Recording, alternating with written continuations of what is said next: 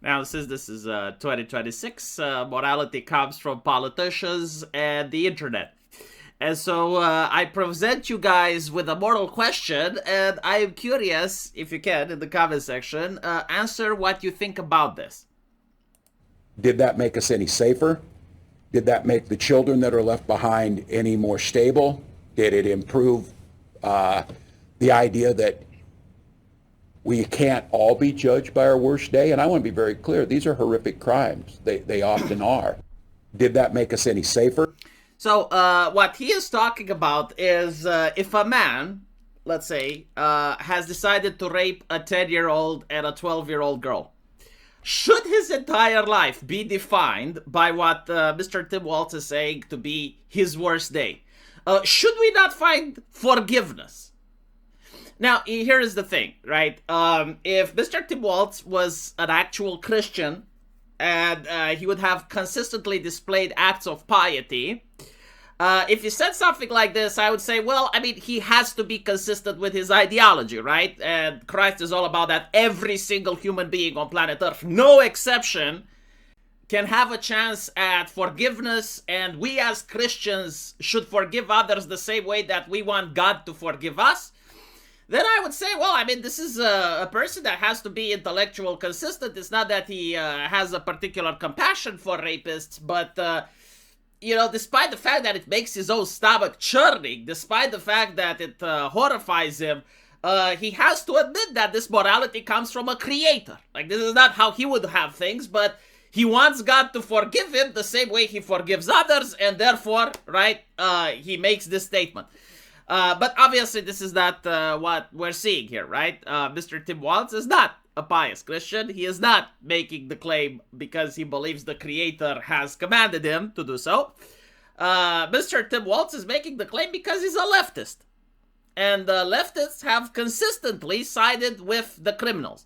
The idea is that if we find compassion and care and we're treating the rapist as the victim, then we should treat every single other criminal as a victim, right? Because, like, the rapist is the worst type of criminal imaginable.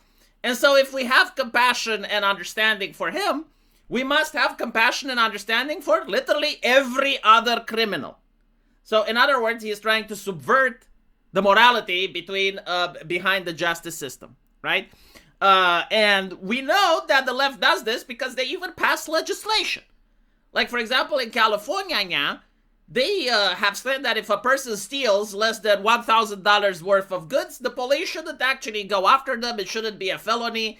If a person willingly infects someone else with AIDS, it shouldn't be a felony. It should just be a misdemeanor. And so there is this consistent trend of leftists looking at the crime and treating the criminal as a victim of society, right? Like as a systemic victim. Almost as a way of trying to gather the loyalty of the criminal. And I disagree with this, right? So when Mr. Tim Waltz is saying, should we judge child molester based on their decision to rape a child and judge them based on the worst day of their life?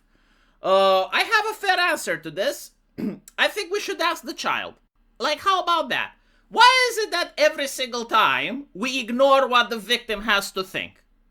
I think the victim should be entitled to have a say, especially in a world where maybe there is a little bit too much compassion for the criminal. Right? I have a feeling that the child may disagree. You can even ask them when they're 18 as well. Usually people that are victims of rape carry it for their entire lives. Right? And so we can ask the victim. Do you forgive? Maybe they do. I don't know. Right? I guess it depends on person to person. Some people may be more forgiving than others, but I think that would be a lot more fair than to have the blanket statement that, no, the criminal should be forgiven. No. Why should I forgive the criminal? He did nothing against me. He did something against someone else. See, like, this is something that our justice system never does. Like, why is it what the victim feels something of non-importance? Like, why is that our morality never includes the victim's feelings over the issue? I think the victim should have a say. Like when someone robs a convenience store and you have the left carrying water for the criminal and saying, oh, well, it's just material stuff. It doesn't matter. No one got hurt. Why can't we ask the store owner? Right? Like maybe the store owner did get hurt. Maybe he can't figure out how to support his family that week. Maybe his insurance prices are going up and now he has to shut down the business. Why is it that the victim is never relevant to any type of conversation? I think like the victim should be the most relevant person, right? Especially after establishing guilt.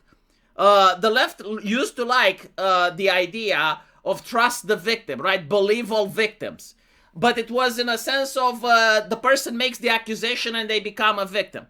No. Like after we have decided that yes, there was a crime, yes, this guy did it, then we should ask the victim what they think about it, right? And of course, from a moral perspective, because at the end of the day, justice isn't only about restitution, although that's important, but it's also about locking the animals away from the law-abiding citizens, right? Like if someone decided to rape a child, I want that person to be away from myself, my wife, and my son.